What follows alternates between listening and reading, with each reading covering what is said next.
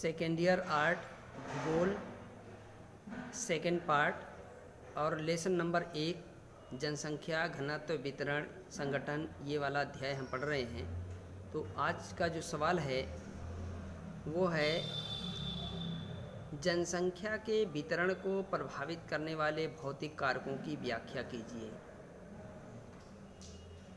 जनसंख्या के वितरण को प्रभावित करने वाले भौतिक कारकों की व्याख्या कीजिए। प्यारे बच्चों, ध्यान से देखिए, जनसंख्या के वितरण, भारत में जो जनसंख्या का वितरण है बहुत ही असमान है।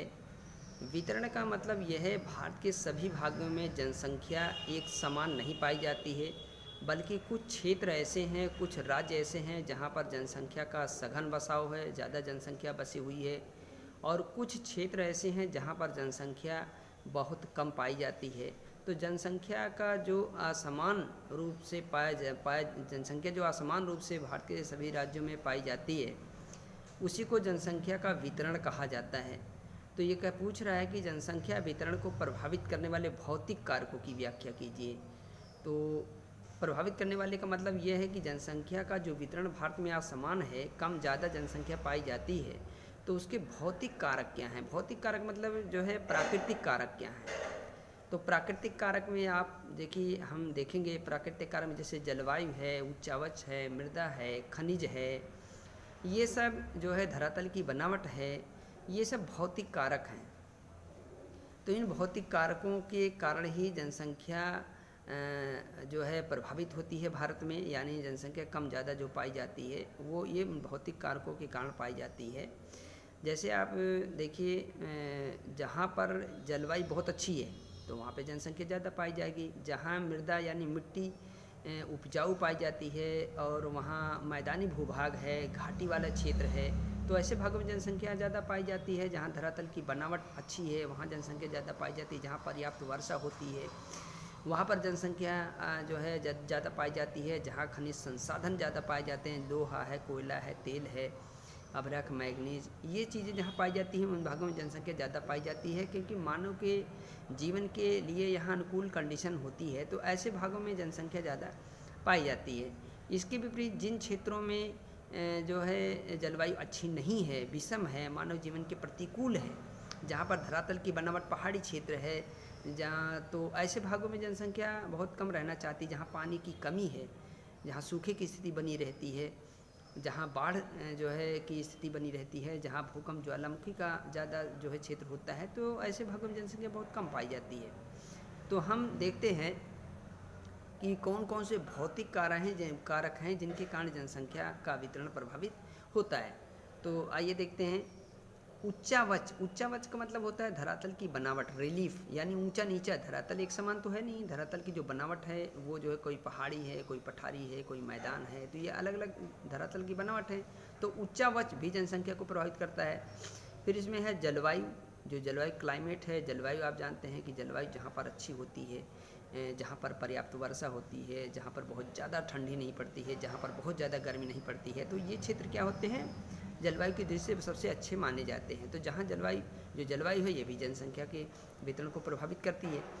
मृदा यानी मिट्टी जो है, जो वहाँ उपजाऊ होती है, तो मिट्टी भी कहीं ना कहीं, जहाँ अगर कोई बंजर भूमि है, रेतीली भूमि है, तो चूँकि वहाँ अनाज पैदा नहीं हो सकता, इसलिए लोग वहाँ कम रहना चाहते हैं। तो मृदा जो होती है ये भी जो है जनसंख्या को प्रभावित करती है। तथा खनिज संसाधन मैंने आपको बताया, कोयला, लोहा, तेल, जो है पेट्रोलियम है, अभ्रक है, मैग्नीज है, ये जो है क्या है, खनिज संसाधन है। जहाँ पर ज़्यादा होते हैं तो वहाँ जनसंख्या ज़्यादा पाई जाती है। तो कह रहा है उच्चावच, जलवायु, मृदा, खनिज संसाधन की सुलभता जनसंख्या के वितरण को प्रभावित करने वाले भौतिक कारक। भौतिक कारक मतलब ये प्राकृतिक कारक हैं, नेचुरल जो है ये फैक्टर हैं। पर्याप्त वर्षा प्राप्त करने वाले अथवा सुविकसित सिंचाई की सुविधा वाले गहरी उपजाऊ समतल भूमि पर प्रायः जनसंख्या सघन पाई जाती है। देखिए ये भी कह रहा है जहाँ पर्याप्त वर्षा होती है, क्योंकि कृषि के लिए जो वर्षा बहुत ज़रूरी है, तो जहाँ पर्याप्त वर्षा पाई जाती है या सुविकसित सिंचाई की सुविधाओं, या जहाँ पर सिंचाई की सुविधाएँ उपलब्ध हो गई हैं, तो गहरी उपजाऊ समतल भूमि पर प्रायः जनसंख्या ज़्यादा पाई जाती है। जहाँ उपजाऊ भूमि है, समतल भूमि है, गहरी घाटियाँ जो है, जो यहाँ पर जनसंख्या ज़्यादा पाई जाती है। इन इन्हीं कारकों का असर है कि उत्तर प्रदेश के मैदानी, डेल्टाई, तटीय भागों में जनसंख्या अनुपात ज़्यादा होता है दक्षिणी भारत की अपेक्षा। यानी ये जो अभी फैक्टर मैंने आपको बताया, ये फैक्टर उत्तर प्रदेश के मैदानी भाग में और डेल्टाई भागों में, तटीय क्षेत्रों में बहुत अनुकूल है मानव जीवन के लिए, इसलिए यहाँ जनसंख्या ज़्यादा पाई जाती है। जबकि दक्षिणी और मध्य भारत के राज्य के जो आंतरिक क्षेत्र हैं,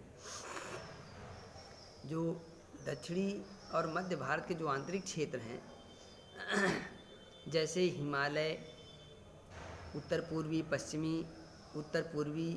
और पश्चिमी कुछ राज्यों की अपेक्षा अधिक है। यानी इन राज्यों में जो उत्तर प्रदेश का डेल्टाई क्षेत्र है, तटीय क्षेत्र है, मैदानी क्षेत्र है, इनकी अपेक्षा इन जिलों में जनसंख्या बहुत कम पाई जाती है, क्योंकि हिमालय जो क्षेत्र है वो भी मानव के जीवन के लिए बहुत अच्छा अनुकूल नहीं है।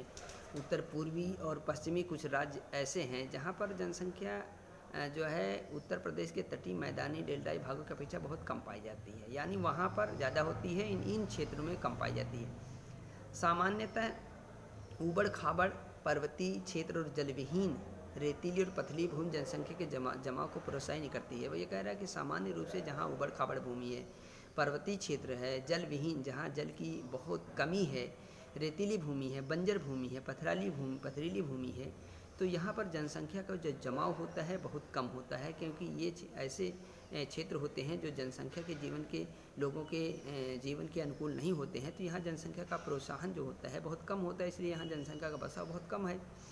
फिर भी सिंचाई विकास, देखिए ऐसे क्षेत्रों में जहाँ पर जल विहीन है या रेतीली भूमि है, इन क्षेत्रों में क्या होता है कि विकास, सिंचाई के विकास, अगर सिंचाई के साधनों का यहाँ डेवलपमेंट हो गया, विकास हो गया, जैसे राजस्थान है, खनिज और ऊर्जा के संसाधनों की उपलब्धता, झारखंड एक बीहड़ जो है प्रदेश है, लेकिन यहाँ खनिज संसाधन और ऊर्जा के संसाधन बहुत पर्याप्त मात्रा में पाए जाते हैं। और परिवहन तंत्र के विकास, जैसे प्रायद्वीपीय भारत है जो दक्षिणी भारत है, वो भी पठारी क्षेत्र है, लेकिन यहाँ परिवहन तंत्र का विकास हो गया है। तो इन कारणों से क्या होता है, इन क्षेत्रों में जनसंख्या जो है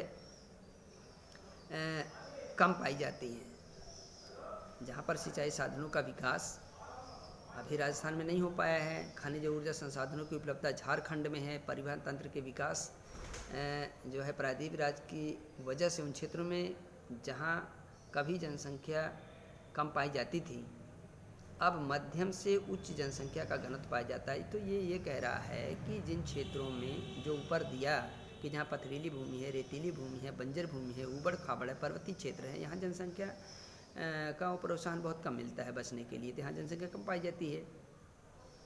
फिर भी क्या कह रहा है, सिंचाई के साधनों का विकास, जैसे राजस्थान, खनिज और ऊर्जा संसाधनों की उपलब्धता, जैसे झारखंड, परिवहन तंत्र के विकास जो है प्रायद्वीपीय जो राज्य है की वजह से उन क्षेत्रों में जहाँ कभी जनसंख्या कम पाई जाए, मतलब कि जो राजस्थान वाला क्षेत्र है, जो झारखंड वाला क्षेत्र है और जो दक्षिण का प्रायद्वीपीय राज्य वाला क्षेत्र है, यहाँ पर क्या है, यहाँ पर जो है जनसंख्या के जीवन के लिए अनुकूल दशाएं नहीं पाई जाती है, तो यहाँ जनसंख्या बहुत कम पाई जाती थी। लेकिन अब क्या हुआ है, यहाँ पे इन क्षेत्रों में परिवहन का विकास हो गया है, खनिज संसाधनों का उपलब्धता यहाँ पर हो गई है झारखंड में, और दक्षिण भारत में जो है परिवहन तंत्र का विकास हो गया पठारी क्षेत्रों में, और जो राजस्थान वाला क्षेत्र है, जो रेतीला क्षेत्र है, यहाँ पर सिंचाई के साधनों का विकास हो गया है। तो इस कारणों से क्या हो गया, अब जनसंख्या यहाँ भी मध्यम और उच्च पाई जाती है। यानी ये क्षेत्र ऐसे हैं जहाँ जनसंख्या बहुत कम पाई जाती है, लेकिन इन क्षेत्रों में क्या हुआ, सिंचाई का विकास हो गया, परिवहन तंत्र का, यातायात आवागमन का विकास हो गया, और खनिज संसाधनों का पता लगा लिया गया है। तो अब इन कारणों से क्या हो गया, ये जो है क्षेत्र अधिक जनसंख्या वाले क्षेत्र लगभग हो चुके हैं। तो ये है जनसंख्या के वितरण को प्रभावित करने वाले भौतिक कारक। इन्हीं कारणों से जनसंख्या कम और ज़्यादा पाई। मान ली कोई बंजर वाला क्षेत्र है तो वहाँ तो कुछ नहीं पैदा होगा, इससे जनसंख्या कम पाई जाएगी, लेकिन उस क्षेत्र में अगर सिंचाई साधनों का विकास हो जाए, खेती होने लगे, तो क्या होगा, जनसंख्या बढ़ जाएगी। तो यही कारण है, जहाँ इन क्षेत्रों में पहले जनसंख्या बहुत कम पाई जाती थी, लेकिन इनका विकास हो गया, सिंचाई के साधन का विकास हो गया, परिवहन तंत्र का विकास हो गया, खनिज संसाधनों की उपलब्धता हो गई, तो अब जनसंख्या यहाँ पर ज़्यादा पाई जाती है। तो अब आइए देखते हैं, भारत के केंद्र शासित प्रदेशों में सर्वाधिक जनसंख्या दिल्ली की है। एक क्वेश्चन और इसमें दिया है, 1951 से 81 के दशक में भारत में जनसंख्या विस्फोट के कारणों का वर्णन कीजिए। देखिए, जनसंख्या विस्फोट का मतलब बहुत तीव्र गति से जनसंख्या का बढ़ना जनसंख्या विस्फोट कहलाता है। तो जनसंख्या विस्फोट की स्थिति देखिए क्या हुआ है। आज़ादी के बाद हमारे देश में चिकित्सा क्षेत्रों में तीव्र गति से विकास होने के कारण बहुत सारी महामारी बीमारियों पर रोक लग गई है। तो इस कारण से जनसंख्या में बहुत तेज़ गति से वृद्धि हुई है। पहले जन्म दर मृत्यु दर बराबर था, जितने लोग जन्म लेते थे उतने लोग मृत्यु हो जाती थी, जन्म दर और मृत्यु दर दोनों बराबर था, तो इसलिए जनसंख्या बढ़ नहीं पाती थी। लेकिन बाद के वर्षों में क्या हो गया, इस दशक में क्या हो गया कि चिकित्सा क्षेत्र में मेडिकल साइंस ने इतना ज़्यादा डेवलपमेंट किया, इतना ज़्यादा विकास किया है कि जो है कई बीमारियों और महामारी पर रोक लग गई है। तो जो हमारी जन्म दर है मृत्यु दर से काफ़ी डिफरेंस हो गया है। जन्म दर बहुत जो है हमारी ज़्यादा हो गई है, मृत्यु दर कम हो गई है। तो मृत्यु दर कम हो जाती है तो क्या हो जाता है, जनसंख्या में वृद्धि होती है। तो ये कुछ फैक्टर ऐसे हैं जिनके कारण जनसंख्या विस्फोट की स्थिति पैदा हुई है 51 से 81 के बीच में। तो आइए हम पॉइंट वाइज अध्ययन करते हैं। नंबर 1 है, स्वतंत्रता प्राप्ति के बाद यही वह अवधि थी जिसमें केंद्रीकृत नियोजन प्रक्रिया के माध्यम से विकासात्मक कार्यों को आरंभ किया गया।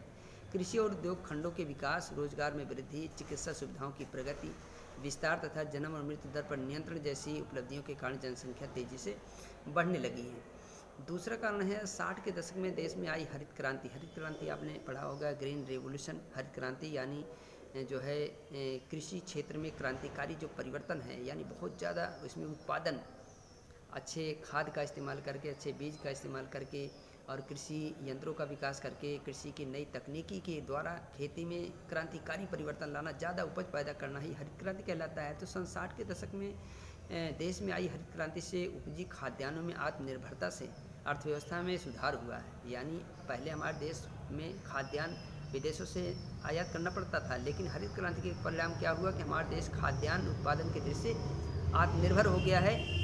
तो सुनिश्चित भोजन ने जीवन की दशाओं को उन्नत किया, यानी जो पौष्टिक आहार है, खाद्यान्न उत्पादन में कृषि के में क्रांतिकारी परिवर्तन के कारण जो है भोजन ने, जो पौष्टिक आहार ने कि जीवन की दशाओं में सुधार किया, यानी लोगों का जो जीवन स्तर है उसमें सुधार हुआ है, जिससे जनसंख्या को बेतहाशा वृद्धि हुई।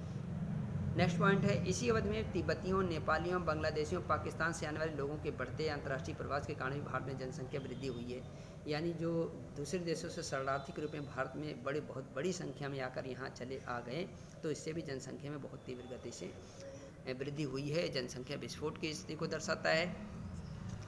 एक यहाँ रिपोर्ट है, विश्व विकास रिपोर्ट के अनुसार भारत की जनसंख्या 2025 तक लगभग 135 करोड़ हो जाएगी। यानी जिस तीव्र गति से जनसंख्या की वृद्धि दर है वर्तमान समय में, अगर ऐसी वृद्धि होती रही तो आगामी 2025 तक भारत की जनसंख्या लगभग 135 करोड़ के आसपास हो जाएगी। अगर इसमें कोई सुधारात्मक या समाधान इसका नहीं ढूंढा गया, कोई कठोर नियम नहीं बनाए गए, तो भारत की जनसंख्या बहुत ज़्यादा हो सकती है। और जनसंख्या वृद्धि से अन्य को समस्याएं जन्म लेती हैं, विकास बाधित होता है और देश का जो प्रगति है वो क्या हो जाती है, रुक जाती है, और निर्धनता, बेरोजगारी, ये सब चीज़ें जन्म लेती हैं। तो ये चीज़ यहाँ पर इंडिकेट किया है। और नेक्स्ट पॉइंट एक और है, सन 1971 के बाद शिक्षा के प्रचार प्रसार के प्रभाव तथा चिकित्सा सुविधाओं के विस्तार से जनसंख्या वृद्धि दर में कुछ कमी आने लगी। सन 1981 में जनसंख्या की वृद्धि दर हल्की सी घटकर 24.66% रह गई थी। इसे प्रजनन प्रेरित वृद्धि कहा जाता है। ये तो ये कह रहा है कि 1981 में 71 में क्या हुआ, 71 के बाद शिक्षा के प्रचार प्रसार यानी शिक्षा में विकास हो जाने के कारण क्या हुआ है, चिकित्सा सुविधाओं, मेडिकल साइंस जो सुविधाएं हैं उसका विस्तार हुआ है, जिससे जनसंख्या की वृद्धि दर में कुछ कमी आने लगी है। यानी जो शिक्षा, एजुकेशन है, जनसंख्या वृद्धि को रोकने का सबसे कारगर जो उपाय है वो है शिक्षा का जो है विकास। तो 71 के बाद भारत में शिक्षा का जो विकास हुआ है, प्रचार प्रसार हुआ है, तो इसके कारण क्या हुआ है, जनसंख्या की जो वृद्धि दर थी उसमें कहीं ना कहीं कमी आई है। और 81 में जनसंख्या की वृद्धि दर हल्की सी घटकर 24.66% रह गई, यानी जनसंख्या वृद्धि में गिरावट आई है। इसे प्रजनन प्रेरित वृद्धि कहा जाता है। यानी जो जनसंख्या बढ़ रही है तो उसको रोकने के लिए सरकार विभिन्न तरह के कार्यक्रम चला रही है, प्रचार प्रसार कर रही है, और कई प्रकार के इस तरह से नियम लागू कर रही है जिससे लोगों में जागरूकता आए, जनसंख्या वृद्धि से होने वाली समस्याओं से लोगों में जागरूकता पैदा हो और इस तरह जनसंख्या वृद्धि को रोका जा सकता है। तो ये हो गया हमारा जो है सन 1951 से 81 के बीच में भारत में जनसंख्या विस्फोट की अवस्था। तो ये चैप्टर है, यानी जनसंख्या विस्फोट की स्थिति पैदा हुई है। और जो है लेकिन बाद के समय में, इस काल के बाद के समय में जो 3 दशक था जिसका हमने अध्ययन किया, इसके बाद के समय में क्या हुआ है, शिक्षा के क्षेत्र में विकास हो जाने के कारण कहीं न कहीं जनसंख्या वृद्धि की जो दर है घटी हुई है। और ये हमारे देश के लिए और पूरे जो है भारत के लिए कहीं न कहीं लाभदायक है। तो जनसंख्या वृद्धि की जो समस्या है बहुत घातक है, देश के समग्र विकास के लिए सामने बहुत बड़ी चैलेंज है, चुनौती है। इसका समाधान निश्चित रूप से अगर किया गया तो देश आगे निश्चित रूप से बढ़ेगा। तो इस जो सवाल था इसका जो सारांश है, जो मेन पॉइंट है वो मैंने आपको बता दिया। जनसंख्या वृद्धि हुई है तो क्यों हुई है और जनसंख्या वृद्धि के क्या दुष्परिणाम हो सकते हैं और उस दुष्परिणाम को कैसे हम प्रभावी ढंग से लागू करके उसे जो है कंट्रोल कर सकते हैं, नियंत्रण कर सकते हैं, जिससे देश की अर्थव्यवस्था को मजबूती प्रदान हो। तो ये तीनों तरह की चीज़ें हमें जो है अवधारणा को अपने अंदर विकसित करना है। तो निश्चित रूप से ये हमारे देश के लिए जो है कारगर साबित होगा। तो ये सवाल यहीं पर समाप्त होता है। नेक्स्ट वीडियो में इसके आगे का जो भाग है आपको बताया जाएगा। इसे 1-2 बार आप ध्यान से सुन लीजिए, कॉपी में नोट कर लीजिए। यह आपकी परीक्षा के दृष्टि से महत्वपूर्ण रहेगा। Thank you.